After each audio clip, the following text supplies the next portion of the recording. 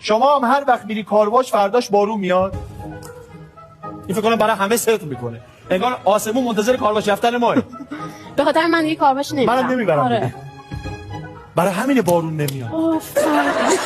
من الان فهمیدم زمستان کم بارانی داشتیم ما کارواش نمیاد. برکت از این مملکت. من برم یه کارواش بیام. کم آبی نشه. اگه دیدید بارون اومد من کارواش بودم. شما وقتی تو ترافیک لاین عوض میکنی اون لاین شلوغ‌تر میشه. آره به خدا این هممون همینه. میبینی اونور راه وا شد میبینیم این بسته شد. شما مگه یه کاری رو به بهونه مریضی میپیچونی بعدش واقعا مریض میشی؟ شما هم وقتی مریضی تا میری تو مطب حالت خوب میشه؟ شما هم وقتی یه وسیله رو دور میندازی فردا بهش احتیاج پیدا میکنی؟ نه.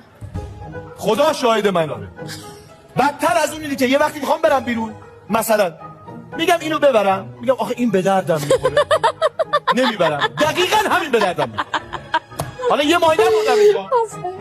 شما هم همیشه برای دفعه اول USB رو برعکس میزنی؟ بله 100%. یعنی اول میزنیم میفهمیم این وری یه بار درست بزنیم. دو بار که بیشتر نداره که. یعنی رو 50 ما اشتباه میزنیم.